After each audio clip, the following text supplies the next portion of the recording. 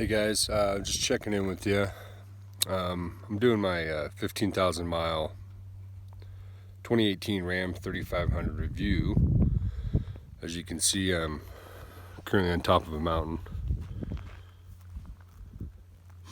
Pretty majestic. Currently going bear hunting, and I thought I'd take the truck up. Here she is.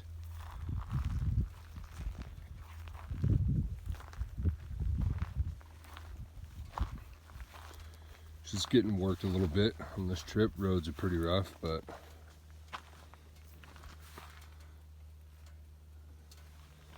got the BDS suspension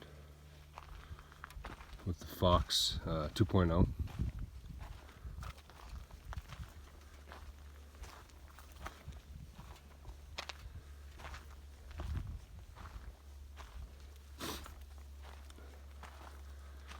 Fucking pulled my trailer, the tailgate slipped, landed on the hitch motor, or the jack motor, or whatever it's called. Fuck. Anyways, just wanted to check in with you guys. So I got about 15,400 miles on it. I've had a few big trips. I did a big time road trip through Montana, 10 days, pulling my trailer.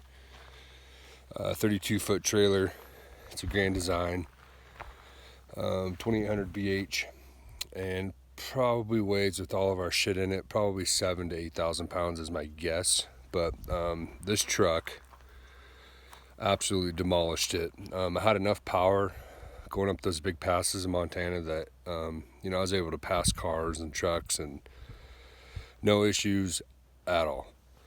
The big feature that I love about it, while pulling that load, is if you put it in tow haul and you do the engine exhaust, or exhaust brake, sorry, it damn near will come to a complete stop. So that's a pretty amazing feature, especially with those big passes. I mean, you don't have to touch the brakes at all. So that was a big surprise to me. Other than that, I've had zero issues with the truck itself. It's time for me to replace both fuel filters at 15,000 miles, so that's to be expected.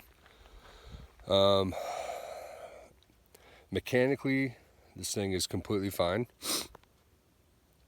I've noticed my fuel mileage with these big 35s, the open countries,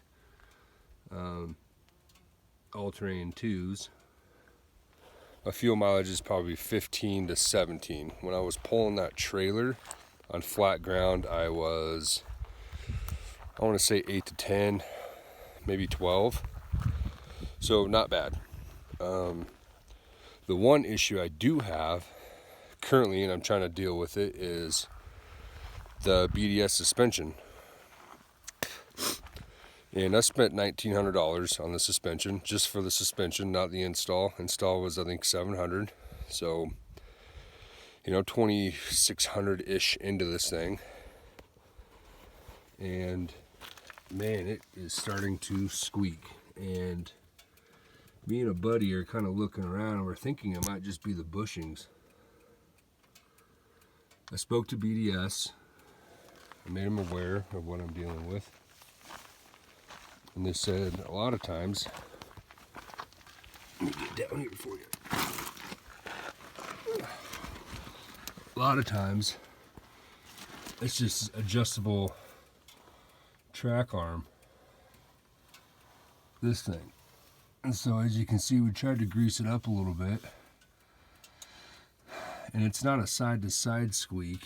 I mean, it does a little bit, but it's more of a up and down squeak. So my front end is going up and down. That's when the squeak starts to get really bad.